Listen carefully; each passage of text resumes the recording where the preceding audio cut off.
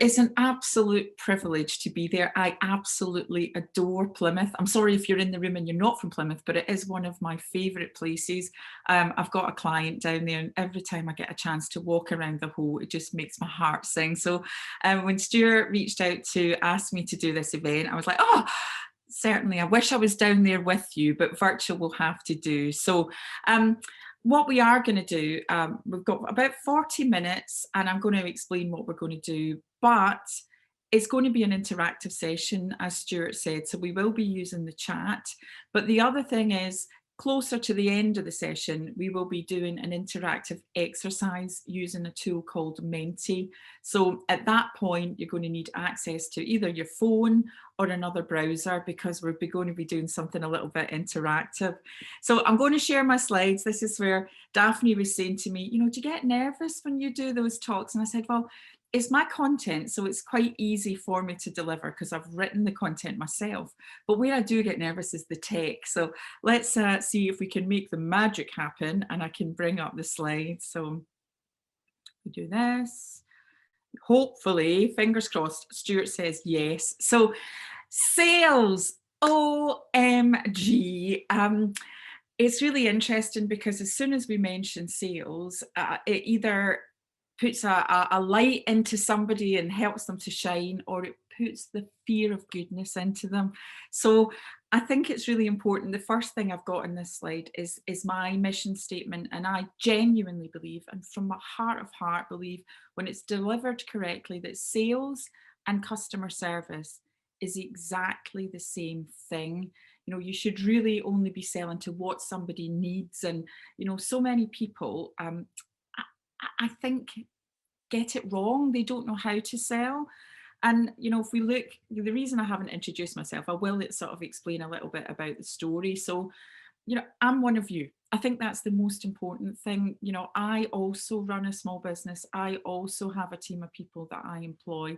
I also am taking on a few Kickstarters over the next few months. So I think this is the thing, like a lot of people, when they come in and they speak at events, people think, oh, it's kind of all right for them. But I wear your shoes. So obviously from the accent, I am not from Devon or Plymouth. I'm originally from Clydebank, which is just outside Glasgow. It's the home of the QE2 Singer sewing machines. And for those of you, wet, wet, wet, love is all around. So my background is originally hospitality. So I worked in Cape Town and I worked in Sydney. And I think that's where my passion for customer service comes from, is 10 years in hospitality. When I came back to the UK, I worked in the first call centre that BT opened, doing outbound telesales, for lack of a better word, direct mail, direct response. So, and again, not showing my ages, darling, but there was no internet at that time. And I was trying to sell these newfangled things called mobile phones. Everybody had a pager, not on my watch. So my background in sales comes from BT. Dow Egberts, one of my ex-colleagues from Dow Egberts is actually in the room today, and Yellow Pages. So I spent, you know, a lot of years being sales trained and sales coached to be able to hone the art of sales. But why did I start my business? And I think this is the part that's really relevant for everyone in the room, because the whole 15 years that I worked for Yellow Pages, it was my job to sell advertising to small businesses, like I am now, and I think like a lot of you in the room will be. And it really broke my heart. I went through 2 recessions with them, and you know what we're going through now, to me, sort of echoes those times. And when the phone rang, a lot of small businesses were really good at converting inquiries, really, you know, so inbound inquiries. But when times got tough, they really struggled to have a proactive approach to sales because they'd never been trained. And, you know, it just broke my heart. I can remember actually sitting with a customer in their house. They had a removal company. People weren't moving house, and the man was in tears. And what I did at that stage, it wasn't really my job when I was selling advertising, but I gave him strategies to be more proactive. And he said to me, Alison, it changed my business. So that's why I set up, that's my calling, was to help people to be able to sell the way that I had been taught, which was from the core that sales and customer service is exactly the same thing. So I'm hoping that gives you a sort of gist of, what, it's not a scary thing. If you do it correctly, it's actually just customer service. And as Stuart said, so, I came from that was 2011. 2014 I incorporated and I started to grow the business. So it's really over the space of sort of 5 or 6 years, and I have gone on, I still am coming to terms with this MBE. So the fact I got an MBE was like, it just blew me away, but it's for entrepreneurship in business, the things that I'm passionate about. I've gone on, I do some work remotely with Number 10, giving advice for small businesses, obviously not with as much impact as Stuart in the chamber. And like I'm asked to commentate on BBC News, LBC Radio, and I've evolved some of my content into intrapreneurship. So my clients include the Discovery Channel and Sky, and I was due to speak at the European Commission in March, which didn't happen. So, I start off coming from like the small business arena, but I've managed to elevate myself. And that's again through really being able to sell myself. And that's the areas that a lot of people struggle. So I don't know if many of you, I know that Stuart for a fact will remember, but in 2014-15, there was 2 funding schemes by the government. One was growth vouchers, the other one was growth accelerator. And what that meant was the government would part fund my services to help small businesses. And they actually in 2016 pulled the funding. And it was heartbreaking. It's heartbreaking for me as well, because it was a great revenue stream. But the ones that needed me most, the ones that really, really struggled because they were starting their businesses, that, the startups, the micro businesses, they didn't have any money to pay me, but I also had to sustain my business. And that's why I had to write the book. So the book is Secrets of Successful Sales. When it was launched on Amazon, touch wood, it sold out. People had to wait 2 weeks for the copy of it. But everything I teach is based on this book. So that's why we're doing 3 webinar series. Daphne will share the dates at the end. I think it's the 18th of February and the 4th of March, but this is a 3-part series and it works through the book. So let's have a little look of the content of the book and what we're going to cover. So the 4 key pillars of sales is what it's based on. And part of the reason people love the book is I've translated the things that people thought were scary into things that are fairly easy to implement. So by the end of this session and the end of the 3 sessions, you should be able to implement these tips.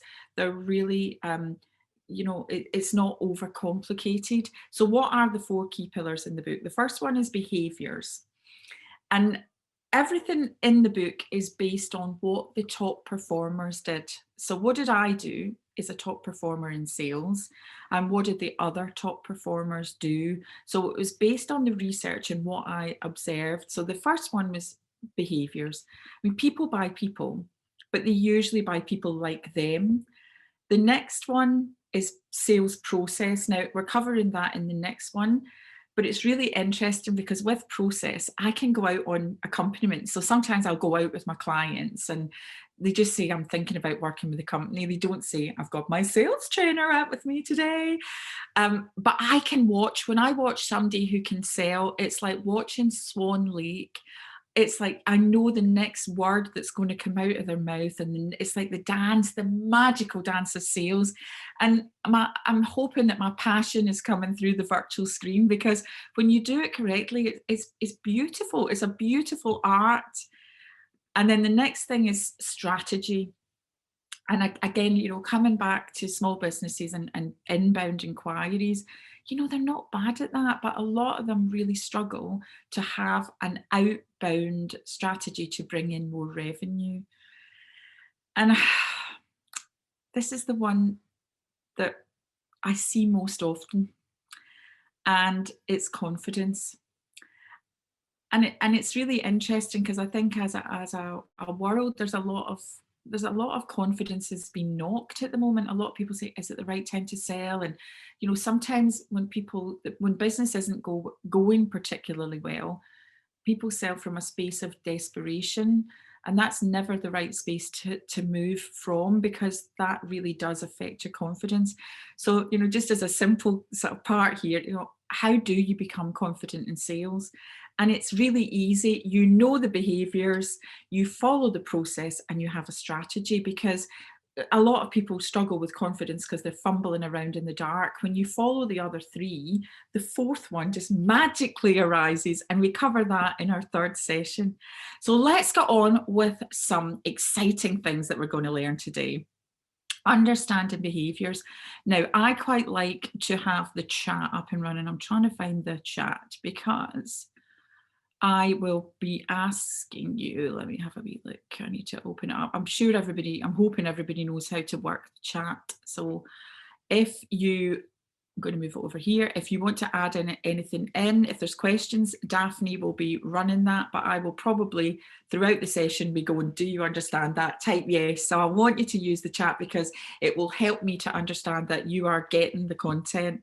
So like finds like, it's easy to sell to people like you, but what about the others? Now, when I did this in corporate, I used DISC. So there's a lot of psychometrical tools, Myers-Briggs, Belbin, but the one I love is DISC. And again, some of you who are in the room will probably have used DISC, but you will have used it either for leadership and management, maybe even recruitment. But sometimes that gap of how you use those skills doesn't translate into sales. So for those of you who don't know what DISC is, it's based on psychology. The tool that I use is by William Moulton Marston, who also created The Invisible Man, the Lie Detector Test, and Wonder Woman. And he had a movie. I'm not even going to go into that conversation about the movie. He had quite a checkered past. So what he did was he looked at how we do things and how we interact with different people, because let's face it, sales is just a relationship, isn't it? So at this point, again, if this was a live room and I could see you all, I would say, put your hand up if you've ever met someone who you don't get on with particularly well. And literally you see the hands, they shoot up, you know, there's 100% of hands in the room. Well, I'm going to explain to you why that is. And again, I want you to think about that from a sales perspective of people who you might get on with better than others. So if you're taking notes, and this is going to be going on the YouTube channel. So if you're not taking notes, don't worry, it'll be on the YouTube channel. If you're taking notes, I would write this cross. And on the cross, I put task focused at the top, relationship focused at the bottom, introvert on the left, extrovert on the right. Now, again, I don't know about you, but I sometimes have been at events or been on seminars and I don't get it. For me, a lot of the stuff just goes over the top of my head. So what I like to do at this point is to translate it into something that we will all understand. So what I'm going to do is I'm hypothetically going to take you back to school, okay? And I'm hypothetically going to give you an English test, which will last for 30 minutes, right? So don't know about you, if you close your eyes, I can smell those wooden desks. Again, showing my age. So if you think about the test, after 20 minutes, someone in the room, so the task-focused extrovert will put up their hand. Miss, I'm finished. Check me out. I'm a winner. You're all losers. I'm bored now. What do you want me to do next? But when the test paper comes back, oh, I didn't realise there was another side to that paper. And this happens with our customers. You know, we're trying to have a conversation, find out more, and they just keep going, just give me the price, just tell me how much it's going to cost. And then maybe you deliver the product or service and it wasn't what they were expecting. And that's because they haven't paid attention to detail. They were so busy trying to get things finished. So, you know, it doesn't just work with your customers, it works with your team as well.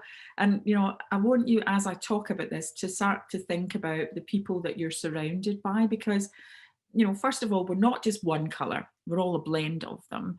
And and it's how you look. And again, we have good behavior days and bad behavior days, but on the whole, people do sort of sit into some of these colors.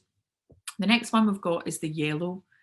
So if we go back to school, after 10 minutes of the test, the yellow, the relationship focused extrovert, with that, oh, Stuart, I love Plymouth. Do you know, I love the fish and chip shop on the pier. Alison McCall, can you stop talking and get back onto the test? Because for the yellow, the relationship focused extrovert, they're quite easily distracted. They forget there was a task. So again, these are the type of customers, if you're having a conversation, they're talking about their holidays and the weather and sometimes again from a sales perspective, it's quite difficult to drive the conversation to where you want it to go because all they want to do is talk about themselves. So again, it's building those relationships. So the next thing we've got is our greens. So these are the relationship focused introverts. So already my tone, my pace, and my gesturing is just a little bit slower because as introverts, they don't really want to stand out. And if we go back to our test, after 10 minutes, the green behaviour type will notice that Caroline's got a headache. Miss, my friend Caroline's got a headache. I think I should take her to the nurse. So for the green behaviour type, the other person was more important than the task, but they sneaked out of the room without anybody noticing. So it wasn't done for attention. So again, if you look at the yellow, like they do a lot of things for attention, the green is done from the heart. But if you have a look at that from your customer perspective, these are the ones who are, they'll genuinely be really nice. You'll build a relationship, but a lot of the time they're scared to say yes or no. They don't want to hurt your feelings. So a lot of the time they'll disappear, they'll ghost you. And again, if you're sitting in that green box, a lot of the time you'll be scared of sales because you'll be scared of how you'll be perceived, or you might be seen as being pushy. You're really thinking about other people.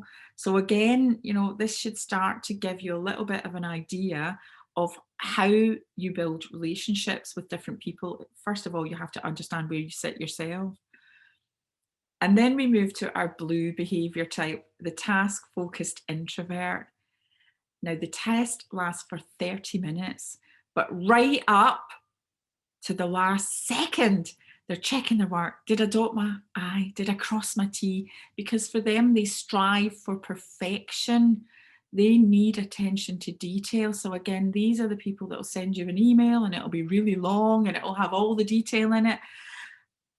And usually, when it comes back to the test, they'll potentially get the A star, but they're not running around the room with a paper because they don't have to prove anything to anyone else apart from themselves. So can you see from that, that should be giving you a little bit of a gist. Again, some of you will have done DISC, Myers-Briggs or Belbin, but potentially done that in a space for management and leadership. This is how you build those relationships with your customer. So I take you back to the original question. Who's ever met someone and they've not got on with them particularly well? We all have. And it's usually the diagonal. So if you're up here in the red space, you want everything done now, be brief, be bright, be gone. It's the green people that take a long time to think about it and they have to check with other people and their pace is slow, that you don't build a relationship. If you're here leading the Disney parade, it's those blues that never smile and they never engage and want all the detail that drive you mad. And if you're here in Carey, Sherry Green, it's those pushy reds. They never even say please and thank you. They're so rude.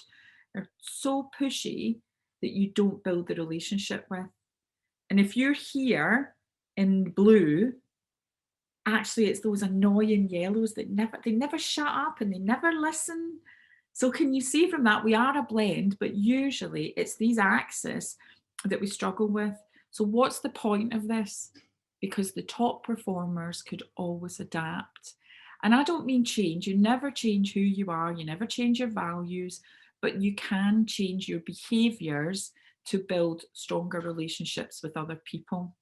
So I am in the chat. So if you can tell me if this is making sense, this is where it would be lovely to see. If this is making sense, you can give me a yes in here. Give me a yes if you can see me. Oh yeah, Tony says yes, Cameron says yes, Amanda says yes, Sophie says yes, Julie says yes, Denise says yes, Claire says yes, makes perfect sense. Oh, Stuart says yes. You know, and do you know what's really interesting in this? Even the way people say yes in this comment gives you start a feel for their behavior type. Because a more introverted person usually doesn't go yes. So Stuart says I'm a bright orange, which is really interesting where the blends come into play. So yeah, well done. Thank you so much for interaction. We will be doing more interacting later on, but I'm going to go into a little bit more depth so that you've got a deeper understanding, because I get asked a lot, people say, what are the right behavior colors for sales? And what's the right color, a behavior color for customers? And again, it's not pigeonhole, and we don't pigeonhole, but I've got to give you the specifics to make it easier. So, and there's good traits and bad traits of every behavior color. So the first one, the reds tend to be bad listeners. So coming back to sales, these are the ones that, you know what, just give me the price. Don't give me any of your waffle. Just tell me how much it's going to cost. And again, that's never a great thing. And it's interesting because people say to me, they struggle with red behaviors. So especially the relationship focused people, because the reds try and dominate the sale. And they're like, well, how do I control that? Because like they're just telling you, I want that order delivered tomorrow. And then when they don't, things don't go their way. They huff and they puff and they become complainers, really. So I think the secret of this one is go back further to the start of the conversation. And we covered this in process, but a lot of it is to do with how you set the table with the conversation. So it's really important if you look at like again, I refer things back to the dance, leading the dance. So if you look at any good dance, you need a leader of a dance.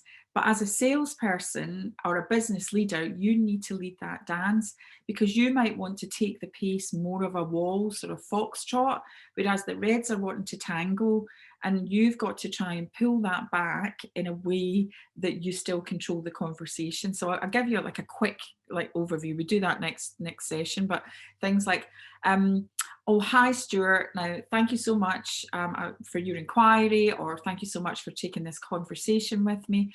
What I really want to do is just ask some questions to find out more about your business and how it works, and whether, you know, we are able to do something together. At the end of that session, what I'll do is I'll be able to, you know, give you a definitive yes or no, but it's going to take 30 minutes and I'm going to be asking questions. How does that sound to you, Stuart?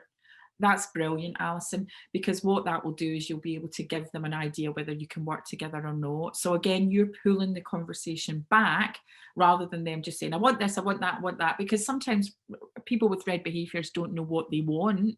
They're just going to tell you, and then that's where it kind of goes wrong. So, but from a sales perspective, from a getting them to buy, they're actually great. You know, they are really good because they make decisions fairly quickly and they take initiative. And also, again, they communicate efficiently and they tend to be quite high achievers. So if you look at business to business sales, you tend to have a red at the top of the decision-making triangle. So again, this is where you can't be frightened of them. And any good relationship is like this. It's important that the relationship, whereas sometimes if it's a red up here and a green down here, the relationship is not working. So how do you identify if they're a red? Obviously, we've got Lord Sugar up there, but there's a key word that these people say. So I write this word down. This is a really important word. When. When is that going to happen? When am I going to do that? When? And the reason, so again, it's interesting. The reason that they use when is because they are task focused. They just want to get it off the to-do list. And it's interesting, please and thank you are nice words to use, aren't they? But sometimes they don't hit the radar of a red. Like they'll send things like FYI, for Monday. You know, they don't put the niceties in because they're task focused, not relationship focused. It's not that they're rude, it's just they're trying to get the task done. So hopefully that gives you a wee bit more of an idea about the reds. And Sorry, they I'm sure you're going to come to this, but a yeah. good point someone's put to me privately in the chat is that, and you're probably going to come to it, but they want to understand what the customer is, the sort of person they are, so they can, what sort of dance would they like to be a part of, they're saying. And I just thought I'd mention that now in case people are thinking, well, you know, are you saying you've got to understand the color of your customer, or are you leading it? You've got to understand both your own behaviours and the behaviours of the customer so that you can lead. Because if you don't know yours, then you'll try and lead in your way. So if you're a waltzer, you want to lead in a waltz, and if they want to do a tango, then it's not going to work. So what if you're a waltzer and they're a tangoer, you've got to try and bring it down to a quick step so that you're in the middle ground, but it's your job to run the pace of that. But if you run your pace too small, you are not adapting to your customer, and that will reduce the type of a potential relationship. Does that make sense? It does. Someone's saying, do you suggest mirroring your prospect? For sure. And I think that's why you need to know yours. I mean, it's interesting because the top performers, you would never know the behavior color. You would never know. I mean, for me, like I'm a natural orange. Stuart is a natural orange. But if I know that I'm going to be working maybe with financial services, or I know it's an accountant, I won't wear pink, I'll wear black. I won't wear as much makeup. And my pace and my tone will be very focused. My question, I'll have done so much research for that call that they wouldn't know my true behavior. So I think that's where it is about mirroring, but you've got to know where you are and where they are. And again, this is, you know, we've only got really 40 minutes to cover this. This is like a life science, isn't it? So there's more in the book, and there's more, there's more. And I'm sure you're going to come to more. It's interesting. I sorry to interrupt, but I just, it explains now once why a sergeant in the police described me, I was a police officer for many years, described me as a social chameleon, and told me that, I asked him what he meant. I thought it was an insult, but he said, well, in the morning you were speaking to Princess Anne, and in the evening you were speaking to a drug dealer, and you managed to kind of find the right balance for each. So. Yeah, and I think, and it's interesting that we have a natural ability to do that, but when you put the behavior color against it, it makes it quicker. So that what I've got in here, and this is your homework, so we're not doing this today, but I really want you to try and have a look at how you identify a red face-to-face, LinkedIn, email and phone. So this is your homework, because we don't have time to do it in the session, but I think it's a really important thing. So for example, on LinkedIn, a red would be looking down the lens, you know, maybe like this.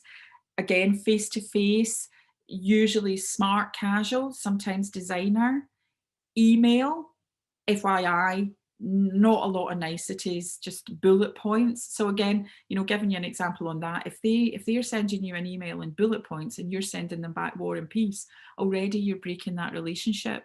If you're putting emojis and they're like, dear sir or madam, already you're breaking it. So, you know, it's every single angle of communication. Okay, so we move on to the yellows. So the next thing is the yellows. Again, pros and cons. The yellows are bad listeners, but unlike the reds who are leading the dance, the yellows are just chatting away about them or other things that are important to them. They tend to lose track in the conversations, and again, there will be a lot of ego.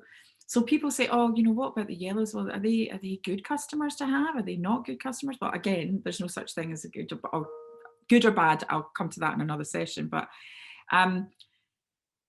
the one thing, and you'll know, Stuart, from the chamber, one of the amazing things about yellows is they are very well connected. Like influence is their middle name.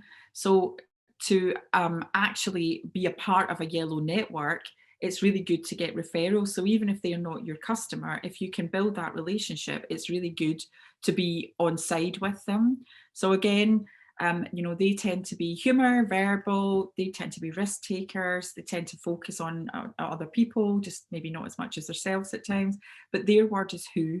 So if you have a little think about it, people would say, oh, who do you know at government? Who do you know? You know, it's all relationship focused, you know what I mean? And because they're extrovert, they tend to have a big address book. Um, Lisa says, interesting that you would adapt your appearance on the customer. Haven't considered having an impact before. Yeah, it's really, especially if I'm doing face to face. So I do some work with like, I've spoken at events for the Law Society, for example, and I never change my personality. Right? I am who I am. But again, you know, first impressions last. So some of the time, just by toning it down a bit, it gives me more kudos with that group, if that makes sense. So again, it's every aspect on that for me. And then they tend to go up and down. The sort of, sometimes they're up here, sometimes they're down there. But when they're huffy, like as customers, they're a wee bit like 5-year-old children. They love it when things are going their way, but when it doesn't, that's it. I'm never going to use you again. And then they can't find another plumber and they'll come back, you know. So again, it's just important to know that the pluses and minuses of all the behaviour colours. Again, you know, this is your homework. This is going to be on YouTube, and so you know, if you're going back to watch on YouTube, face to face, LinkedIn, email, and phone. So face to face, again, usually quite peacocky. LinkedIn, and this is the sort of, if you've ever been on LinkedIn and you see the people with the pina colada and the selfie, they tend to be in the yellow side of the behaviour colours. Email, again, usually talking about I, a lot of them in there, maybe an emoji. They'll forget to ask, you know, they won't ask, did you have a good weekend? Because they'll be telling you about theirs. Yellow on the phone, again, tends to be quite upbeat, but, you know, really just getting into the nitty gritty of the colours. We then move into the greens. So the greens are genuinely, and I think that word genuine is so important, good eggs, really. But from a sales perspective, they're quite indecisive. So again, if you think about a red salesperson, like this is another thing that I'll do. If I know that I'm dealing with a green behavior type, I will not say at the end of this, I'm expecting a decision, because if I do that, then I will push them away. Whereas I'll say, you know, I'd imagine you would want to have a chat with somebody about what you're going to do moving forward. So what my suggestion is, at the end of this, we have a call, I'll put it in the diary, and then we can follow up then. How does that sound? So can you see already my tone, my pace, my gesturing, the words that I'm using are just so much softer. So again, it literally, it comes down to even the finite details of how, when you lean in, how your compassion sounds. And the green behaviours are not 5 and they're not stupid, but you just have to build a little bit stronger and not scare them away if you are in the red corner. And the greens, again, they don't like change and they're worried they get it wrong. So if you look at it from a customer perspective, if there's an incumbent in there and the green is, again, either the decision maker or a supporter, an influencer of a red. So say, for example, it's the managing director's PA or whatever it is, that they would want to protect. They don't want to do changes, not because they don't like change, but they're worried about how it affects other people. So again, if you look at the start of lockdown, when we went to virtual, you know, the greens were more worried about how other people in their team would react because they've got kids at home. Or so again, it's just really getting to understand them a wee bit better. But again, every colour has got, you know, real pros and cons in here. So again, they're great at communication. They're really loyal customers, but their word would be why. Why? Oh, what, we've always done it that way. Why? Why? So again, if you get a lot of whys, and it's really interesting. That one of my clients this week was I coach coaches. That's not the main job, but I do that as well. And she's an imposter syndrome coach, and she's quite a high green, high blue. And she was letting people lead the dance with her. And when we did this, like, she sent me a message this week that she by changing this, she closed 2 sales this week that she wouldn't normally have had. So I think it's important. And coming back to leading the dance with this definitely, you know, try and I would, a lot of the greens, because they need to have a bit more reassurance. I know it wasn't Trish Barker. I don't even know who Trish Barker is. From that, the next step of the sale for that one is definitely trying to move it across, give them time, and then book in the next call. Because if you don't book in the next call, they'll probably ghost you, whereas if you've got the next step booked, then there's more chance of conversion. Okay. And they are so patient. So, and I think, you know, sometimes timing in sales is really important, but sometimes the greens can come back about 2 years later. And again, interactive exercises, this is your homework. So how do they behave face to face? Again, if you look at a live networking, they might be hanging against the back of the room, or, you know, they might find one person and just hang on to that person because they're frightened, you know, they don't really want to go out there in the big ether of the networking world. LinkedIn, if you look at their photo, it might be the dreaded grey egg because they don't want anybody to see their face, or it would tend to be back, you know, there they are as a little tiny little thing on the hoe, or there they are with their dog, or there they are with their kids. So again, they are relationship focused, whereas a red would tend not to have a photo like that because look at me. So even these little minute things give you an idea of how you should be engaging with people, because not one size fits all.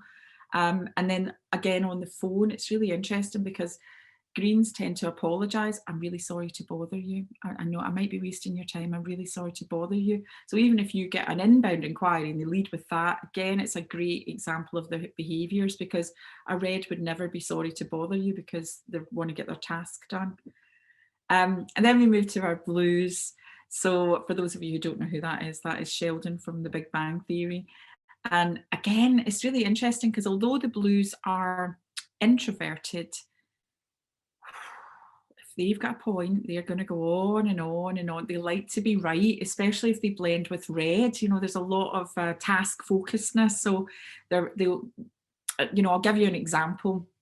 If I've done this live, in fact, someone in the room might even be able to pick me up on this. I spoke at Excel and it was huge. There was about 300 in the audience, and at the end of it, there was a big queue of people coming out. And, oh, thank you very much, thank you very much. And this guy said, you know, I'm here to just point something out, Alison. And I said, oh, that's good. I'm sorry to keep you waiting. Again, I'm sorry, because he'd been waiting for about half an hour, and I genuinely was sorry because he'd been there all that time. And he said, no, it's fine. I just wanted to point out you had a spelling mistake in your slides. Actually, the word loose has got 2 O's, not 1, or whatever it was. And it's like, oh, here we go. So again, you know, they will want to point that out. They like to be right. So, and you know, you look at procurement departments, you know, they tend to have a high blue connotation in there. So how do you deal with them? It's about the facts and the figures. So again, they're good at problem solving, they're clear, but their word is how. So I'm going to deliver this, I'm going to do that. How are you going to do that? So again, that's the magic word, is how. So then the next thing we've got is the interactive exercise. Again, this is your homework, because there's no point in turning up for an hour without doing the homework. So face to face, again, tend to be quite with a structure, maybe a shirt, maybe a tie, whatever they deem, whatever the dress code is, they will be wearing it. On LinkedIn, again, tend to maybe be shirt and tie or something formal, but you need to watch for this thing because they tend to look away from the camera. So you've got to be careful with the photographs, because if it's a company, they've all got the same one, it's hard to judge. Emails, again, usually fairly long. Phone, they're not fans of the phone because they're not relationship focused, they're task focused. So they may prefer to deal by email, but to me that's marketing, that's a story for another day. Right, I did mention, because we've got a wee bit more, I reckon we've got about 1 minute. What's the actual time? Okay, we've got about 5 minutes left and then we'll do Q&A. But I did mention about the interactive. So if you could open a separate browser and go into menti.com, menti.com. So again, I've not profiled you, but just for the sake of a bit of fun, I would like you to choose one colour which you think best describes you. And we are all a blend, but just for a bit of fun. And now the code will be 177044. That's 177044. Now I'm going to move across into another screen, but the code will move with me. And I hope you can still see you can see this. Oh, look at this. Let's have a wee look. Can you see that, Stuart? Give me a thumbs up if you can see the screen. We can. And please, miss, I've done mine, miss, please. I've already done mine. Yeah, I bet that's that red coming in. There he is. So the code, if for those of you who can't see, it's 177044. Look at that, we've got a nice little mix in there. So we'll get some blues. If you're in the blue corner and I have a spelling mistake, I'll take that on the chin. Yellows, green. So while we're waiting for these to come in, Alison, I've got to say I did laugh. I was looking at the faces of people in the room, and when their colour comes up, you can see them smiling or shaking their head or putting their hands going, yeah, that's me. Yeah, but you know, the thing that is really interesting is when a lot of the stuff you know, but the reason that we start to put the colour in it, it just makes it so much easier for adaptation. And you know, that don't forget that I started off the business teaching salespeople, and salespeople tend to be not particularly academic. And you know, when you start using all the Myers-Briggs Belb and all the heavy duty stuff, they don't use it. The secret of this is to get it and use it every single day in every aspect of your life, because it's a real game changer. Right, we've got a nice mix in there. I'm going to call it quits and go back to the other slide, but we've got 14 reds. I'm surprised that last one took so long to hit the button in there. They did it right in first. 14 yellows, 13 greens and 11 blues. So got a nice little mix. So before I finish, what I do want to do is just give you an understanding of how you adapt. So you've kind of got an idea for your behaviours. I'm hoping we're back to the screen that everybody can see with the slides. Yeah. So before we move on to adaptation, and then we will be wrapping up, and I will take questions. You know, again, if I'm in a live room, I go, right, put your hand up. If your parent or your guardian taught you when you were a child to treat other people how you would like to be treated. A lot of us, weren't we? You know, treat other people how you want to be treated. Well, actually, today, your biggest takeaway is I want you to flip that on its head. Stop treating other people how you want to be treated and treat them how they want to be treated. Because that's how you build that relationship, and that's how you build in there for sales. And it was interesting, there's quite a lot of greens, because this is where, you know, the greens are incredibly genuinely polite, but if they're dealing with a red, you know, leading in with, I'm really sorry to bother you, is already within the first 3 seconds breaking that relationship. So again, literally, I'm going to go about another 2 minutes on this and then Q&A. So how do we adapt? So for those of you in the green, and again, I really want to just reiterate, I'm looking right down the lens at you. We don't pigeonhole. We're a blend of all of them. The reason I'm using specific 2 colours is to give you an idea from a learning perspective. So if we have a little look, if you're in the green corner and you want to adapt to red, be direct and be certain. You know, don't waffle, do not hesitate. Be careful about your pace, because your pace will naturally be a little bit slower. Watch for the signs of impatience. The signs for impatience, if you're on a phone call or on a Zoom, if you're on a phone call, it's this. If you're on a Zoom, it's this. They're off playing on their phones, they're off doing something else. And when you are proposing things, if you're going to go back to them, right, okay, Stuart, what I'm going to do is I'm going to check with the purchasing department, and I will give you a call back at 2 o'clock this afternoon with an update. How does that sound to you? So again, you're putting a time against it because they're task focused, and you're really clear in your message. If you are sitting here in blue, I apologise for my yellowness throughout the presentation, but I have to engage. Somebody's just asked, what colour are you? They can guess. Are you a yellow then? Stuart, you and I are twins. I usually get people to guess, but again, and it's interesting because what colour are you? Because that shows that when it comes to the different colours, then that I am adapting.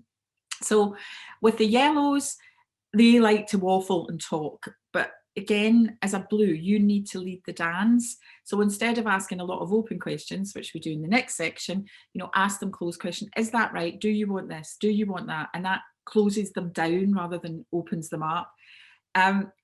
You know, there's this really magical thing that we all can use no matter what colour, and it's the smile. But sometimes that smile is easier for the extroverts. Sometimes with the introverts, it's a wee bit like the multitasking. The smile, because their brains are really heavy duty thinking, they forget to smile. So again, if you're a blue and you're dealing with a yellow, just remember to smile. Yellows love wee stories. So rather than a lot of facts, a lot of statistics, and a lot of figures, if you can talk about something relationship focused, yeah, we had a client that did that. And what happened was, as a result, this happened, and tell them the story because they're focused on relationship. Reds, there was a lot of you in the room. Slow down. Don't push. The word genuine. So when you ask somebody, how's your family? And they try and tell you how the family is, or they open up to you, don't go, well, that's brilliant, back to work now. Really listen to them. That's how you build that relationship. And discuss the benefits, not just for them but for the wider group, because it's about really reassuring green customers that you are the right person, because they don't want to get it wrong, not because they don't want to make a mistake, but how it affects other people, the knock-on effect. And then we moved to if you're in yellow, and there was a lot of yellows leading the Disney parade. This one is quite funny because we do this live, and I do a live course, and I've got everybody in the corners. So one of the things is be prepared. Don't wing it. Don't turn up and go, I'm really sorry I'm late. You know what? The Zoom wasn't working. This wasn't working. Already you've broken that relationship. Turn up, be prepared, take notes. Again, yellows, I've got a bad habit of asking the same question. Go, oh, I've already asked you that, haven't I? It's got to have a structure. It's got to be, again, at a reasonable pace. It's got to have an outcome of what you're expecting and what is in it for them. And again, really structured with everything you do. So that is my little overview of behaviours and how you adapt. And we're going to finish at, we've got 4 minutes before we finish, but as I said to Stuart at the start, I'm here as long as you need me, so I'm happy to take more Q&A more Q&A if we go over time. So I'm going to hand back. I'm going to take the slides down, and I can see all your lovely faces now. I can see you all I could see was the slides. And yeah, if you want to put any questions in on the Q&A, then that would be lovely. Thank you, Alison. And that absolutely fascinating, and resonated with a lot of people. I could see everyone nodding and smiling. And I've got to tell you, this is the first time I've had an event where more people were on it at the end than the start. So you were obviously saying something very, very good and keeping the attention of everyone. So thank you for that. Just as people are formulating their questions, and if you do have to drop off, there's no problem. Just please, what I will say is, for those that have to go, don't forget the 18th of February and the 4th of March to log on for those. Carolyn's asking if you could put the final slide. Yeah, sure. Do that quickly. So I'll just, as people are formulating questions there, I've got to tell you a funny story. So I did the DISC thing at a previous employer, and I got quite sort of, there's no other way to put it, I was quite up myself, because it came back as sort of 98% absolutely fantastic, natural leader, drives things, does this, brilliant. And I got all puffy chest out how wonderful I was. And then it said, but, and it was, expects everyone to jump to and do exactly what they're told, when they're told, how they're told, without explanation. And I said to my then wife, you can understand why it's now ex-wife, I said, that was so true, that, but I didn't agree with that last bit. And she just laughed and said, that is so you. And so what I actually did then was I did a Chartered Management Institute qualification to become a chartered manager, and went down what they call a reflective route. And I can recommend doing this reflective exercise where you look at those character traits. Alison, I don't know if you have access to DISC profiling, but we can. So if anyone would like to do that, perhaps get in touch. If you don't mind dropping Daphne an email, if you collate those, I can arrange DISC profiling so you can see where you are. So it was, it really is absolutely fascinating. And while we're looking for those questions to come in, I bet everyone was Googling, was it Marsden, you said, who had a slightly... William Moulton Marsden. So I think he's I can't remember the name of it, but he had a film out. He was a polygamist. So actually Wonder Woman was part of the polygamy relationship that he had. So this must have been I think it was about the 40s. So I can't remember even who was in the film, but he's quite an interesting character. Coming back to, like, we do DISC as well, like, just again, in all clarity, the LEP are sponsoring this event. So, I'm working on behalf of the LEP really to deliver, but we do coaching packages with disc profiles in them, or again, if Stuart can provide them, then that's fine. But I think it's just really important that you know that detail, because without that self-awareness, it becomes hard for you to adapt. Aaron's got up his hand. Do you want to unmute? Do you want to actually speak? My God, go on, Aaron, do it. Sorry, I didn't know if there was a kind of submit it through kind of the written process, or just put your hand up. And maybe that kind of shows. I'm sorry, you missed that at the start. It's only written, so you are very special. Go for it. Firstly, Alison, thank you. It's really, really great. So thank you very much. It was just around this type of environment. So if you have, say, a Zoom call with lots of people on the call, and we did the kind of the Menti bit there, and we are all a good blend of different colours, how would you kind of approach this type of environment where there are going to be lots of different kind of learning styles and people on the call? I mean, this is a very big room. I mean, we've got 60 something in there. So I think that's quite a tricky one to judge. But if you have a little look, I'm not picking on anybody.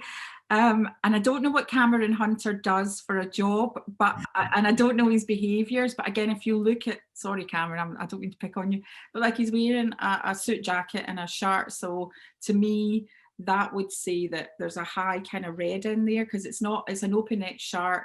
He's not wearing a tie. So I would say that a predominant colour of Cameron Hunter would be red. Also look at his background. There's no clutter in there. There's no mess. There's no pictures of his family, so he's task focused in there. I don't know. It's really like, I feel like now that they're all judging me to see what they're going to pick on me to see what colour I am. I'm going down here. Julie Spencer. So again, I don't know, literally just looking at that, but Julie is beautiful. Like she's looking there like a goddess. So that there would be a tend to be more of an extrovert side in there, because like as an extrovert, it's usually you're there with all your makeup on, because it's an extrovert trait. As an introvert, you're not that bothered. Sometimes, again, there's people in the room that don't have their cameras on. If they don't have their camera on, that's a sign of an introvert. Or it could be an extrovert that couldn't be bothered putting their makeup on. So again, I would say from that, I don't know about Julie, but I'd be saying there's maybe a wee bit of yellow in there. Again, because the fact that she has got our bookshelves behind her. So to me, there's a bit of again, I could be. Do you think there's a bit of yellow in there, Julie? Yeah. So again, you can pick it up from the room, but in a big room like this, it's really quite difficult to do. So one of the things at the moment, I've just finished my new book. So the new book is called Smash It: The Art of Getting What You Want, because the first book was written for salespeople and business, right? But a weird thing happened, Aaron. A weird thing. People not in sales and not in business were reading my book, and I've got all these case studies of people that have learned to negotiate on houses. They're getting on better with their partners, and I thought, it's my calling to write the new book to help people in their everyday lives. So it works in every day, this sort of stuff, and so many people just use it for work, and it's like it's an everyday life skill. So that I had to write a book, spend a year writing a book just to help people. It absolutely is, and I can recommend that. We've got a load of questions popping into the chat here. I think I'm going to pick on one. Lisa Brammer asks, do you have a technique you use to bring the meeting back in if you're feeling you're losing the client during a conversation? A reset technique for a client who's perhaps an opposite colour? Oh yeah, definitely. Oh, I've got loads of these. And literally, I was on a coaching session yesterday. So one of my clients, touch wood, I'm blessed to work with like some of the Apprentice winners, the Dragon's Den winners. And one of them, he's a young entrepreneur. So he started his business at 18 in the flood sector, right? So again, a high tech for a young entrepreneur. And he's expanded so well. And literally, he's on scale up, because I keep saying to him, I don't think the floods are going away. So you're okay. You can keep scaling. There's not going to be a lack of demand for the stuff that you do selling pumps. And one of the girls in his office, so she's a green blue, we've profiled her, so she's a definite green blue, and she's really struggling because when people are phoning in, they're red, because you can have a green that's a bad day red because things aren't going their way, and she's so nice that she can't nip it in the bud, right? So she's on the call for 20 minutes to sell a pump that's maybe worth 50 quid, and I said, right, you need to nip that in the bud, because time is money, and we'll look at time under strategy in the third session. But what you need to do is do this conjoining sentence. So they're waffling away, oh, this is affecting this. And the conjoiner is, as soon as there's a gap, you get in and say, well, that sounds like it's a really difficult situation. So let me sort out this pump for you. And then that's one less thing that you have to worry about. So you've taken the control back, you're leading the dance, and you're still being polite, because what you've done is you've turned it back to what you're doing for them. But that conjoiner means they've tried to lead the dance, but you've brought it back round and you're back on the floor. I think that's so true, and thank you for that. Somebody's saying everyone's looking at each other's backgrounds now, but I think that's about in the first few months of lockdown and Zoom, that's what pretty much everybody did for the first few meetings they went on Zoom, was to look at their colleagues' backgrounds and see what sort of person they were. So another question was there: do you advocate addressing business for Zoom? Depends on who it's with. If it's with Cameron Hunter, yes. If it's not, it depends, and depends on the purpose of the meeting. I mean, it's really interesting, coming back to backdrops. So I've got a virtual backdrop that says Alison Edgar. I tell you what, it is hot as hell. It's a brilliant backdrop. But the problem is I keep disappearing inside my backdrop.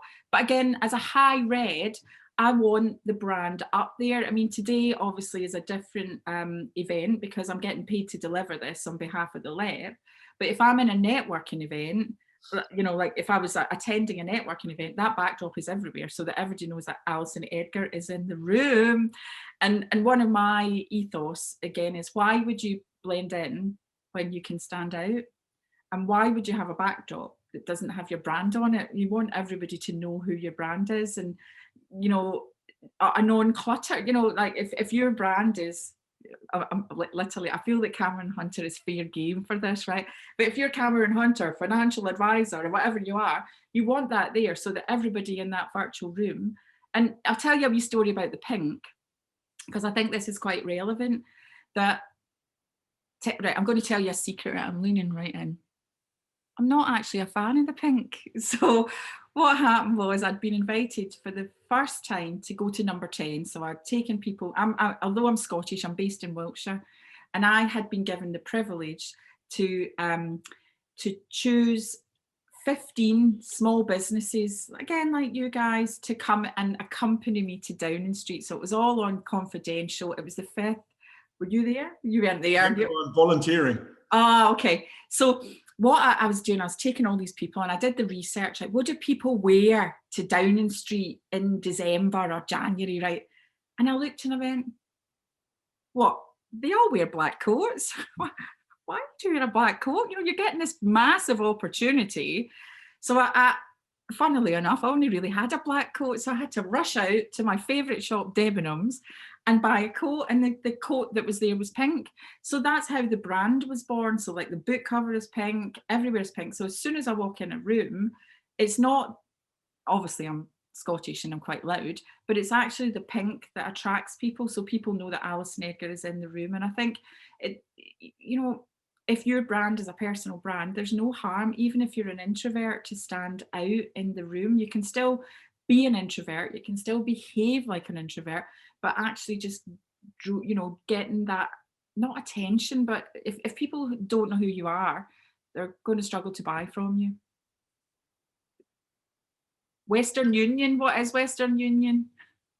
Cameron and Hunter. Money, FX, stuff like that. There we go. See, look, I knew it was something to do with finances. That was a good guess. Yeah. Somebody asked a more sort of personal question of you, Alison, about why you started your own business. Was it tough? That sort of thing. I guess that could be a very long answer. I'm aware that, and thank you to everyone staying on. We've got a huge number of people staying on. I think we'll have to wrap it up in a couple of minutes just because of my own team. But perhaps you'd answer that, and then if there's any more burning questions, stick them in the chat now, and we'll ask those, and then we'll wrap up by 1:45, if that's all right. Yeah, perfect. I've got the timer up. So 2 things. If anybody does, like on LinkedIn, I'm Alison Edgar. On any other social medias, I'm at the Alison Edgar. On Twitter, on Instagram. So I'm really easy to get hold of. Why would I blend out when I can why would I blend in when I can stand out? So I'm easy to find on Google.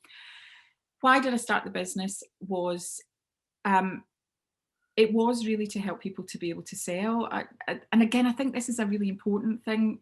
Yeah, I don't think anybody, oh, actually, I know the CEO of Yellow Pages now, and they didn't change at the right time. When I started working for the company, there was no internet. Everybody used the big yellow book. You know, I was really proud that Robbie Williams would sing, "Look me up in the Yellow Pages," and I was working for them, and that's what I was selling. But as digital came into play, they missed the mark, and it was really hard because I was selling to small businesses, and I felt like I was mis-selling, and I couldn't do that. So I had no idea what I was going to do, and I knew I was good at sales, but I'd never been a sales trainer. I didn't know whether I could impart my knowledge. And I took the risk. And again, I think, you know, in the startup community, one of the things I would say, you know, people say to me, when's the right time to jack in your job? Well, the right time to jack in your job is when the revenue from your business is coming in more than the revenue from your job. And I think, you know, running a small business, starting a business isn't for everyone. And I think if you've got another revenue stream, you become less desperate to sell, you get more time and the pressure is less. And it kind of just went from there. I mean, and I'll tell you, I'm very quick because I know we're finishing, but I think this bit is really poignant. The first thing I did when I set the business up was join the Chamber of Commerce. So this is why it's relevant. Yeah, I didn't even know what a Chamber of Commerce was, right? And again, like when I talk, it's you get it all, warts and all. I don't hold back any of the stories. And at the time, my kids were still quite young, so 11 and 9 or something. And again, I'm not from, we moved to Trowbridge, I'm not from there, didn't know many people. And the networking was at nighttime and there was wine. Literally, as a working mom, like what other excuse do you need? You get out at nighttime. And my husband didn't kick off because I was working, running my own business. It was great. And again, this is a really poignant story. And I think it's really important, especially to anybody that's starting, that imposter syndrome is, for me, that was a massive thing. And the girls that ran the chamber, Elaine and Emma, they said, Alison, there's a guy over there that wants sales training. You should go and talk to this guy. Come on, I'll introduce you. And I'm like, oh, I don't think he wants me. I've never really, you know, I've not got a case study. I've not got a website. I've not got that. And I was petrified because I'd never been a sales trainer. And the girls laugh at me now, you know, and I'm like, I just think, it's okay, like even for me as an extrovert and even for me starting the business, which has gone on to be successful, obviously the MBE, that I wore those shoes. And that's why I was really passionate about speaking the event today, because I still wear your shoes. I still have to find sales. I still have to, you know, go out and be proactive and close business. Because one of the things I chose not to do in lockdown was I did not furlough my team. And I didn't do that because they're young, they needed structure, and it would have affected their mental health. And that was not going to be on my watch. You know, we dug deep, we worked our backsides off, and we brought revenue in because I can sell. And I believe if you can sell, you can do anything. I get quite passionate because I love my team, they're brilliant, they support me. So I think that's really important. And that's why teaching sales for me is massive. It's so fascinating, really brilliant. Thank you so much, Alison.